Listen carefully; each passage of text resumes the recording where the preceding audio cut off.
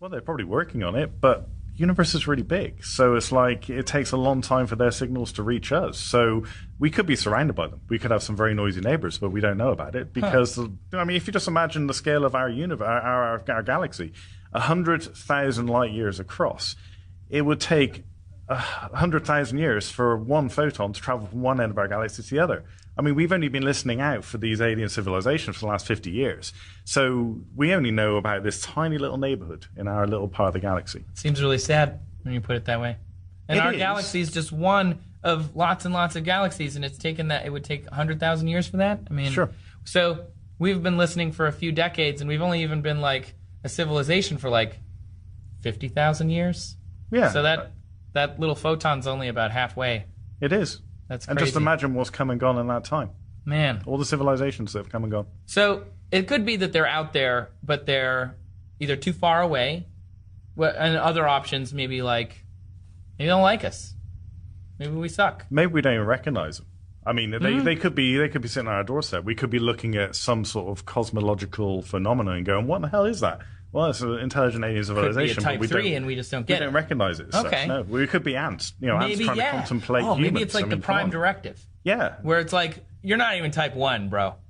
I'm not talking to you yet. Yeah. Or we wait. could just be like germs and they just come, they don't rock on by and they don't even know we're there. There's also the assumption of exploration. Like, we look at aliens and we're trying to think about them in the way that we think of ourselves, which is natural. I mean, we're very human-centric. And we explore things, but maybe not every alien race would be inclined to do so. And you got to think, maybe they're introverts. And intelligence doesn't only go for humans. I mean, look on Earth. We consider dolphins to be extremely intelligent creatures. They have their own society groups, and we do consider them intelligent. The universe could be scattered with these very meek life forms that are intelligent, but they're just not technologically endowed. And and as you say, they may not want to explore. That may not be part of their genetic makeup. It could just be a human thing. So if we send Voyager 1 out in the 70s, and it's only just gotten out of our solar system, then the furthest we've been able to listen is only the last few decades, then of course I can see why we would think we were alone.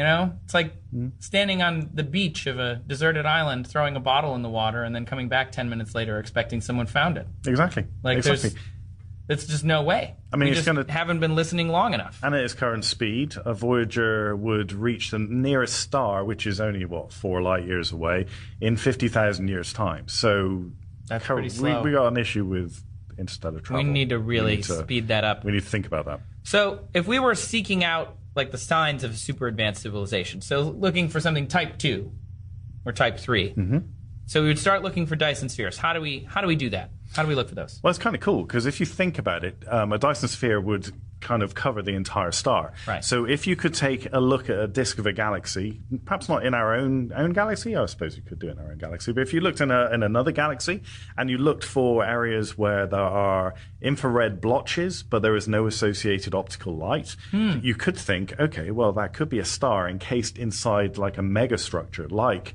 a Dyson sphere. So it's emitting like this heat, this glow, but the light is blocked.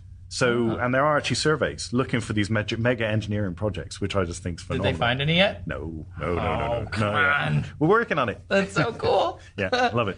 There's also, I see you put in our notes here, the weird light curve of a transiting planet could give it away. So cool. A transiting planet, by the way, is when a planet passes in front of a star, and you can see the planet's shadow, I guess, sort of, and also stuff coming off of its atmosphere. Yeah, you can see a silhouette. So the Kepler Space Telescope looks for these light curves. So basically, you're looking for exoplanets passing in front of the disk of their star, and so you get this dimming effect. So you're looking at the star, and it slightly dims. It's like, okay, that's strange, and it does it again, and it does it again in a certain period. Therefore, you know that it's a planet orbiting, but when you analyze the light curve, you can understand the planet's size. You can also look for its atmosphere, which is another cool thing you can do. But also, say if it's not a regular sphere. Say if, like a square, like a Borg cube, passed in front of a star. Stop it. Looking at that light curve, you can detect that. That's awesome. So just imagine if an alien has built this planet-sized space station, box. which isn't, I mean, obviously most space stations you think about it.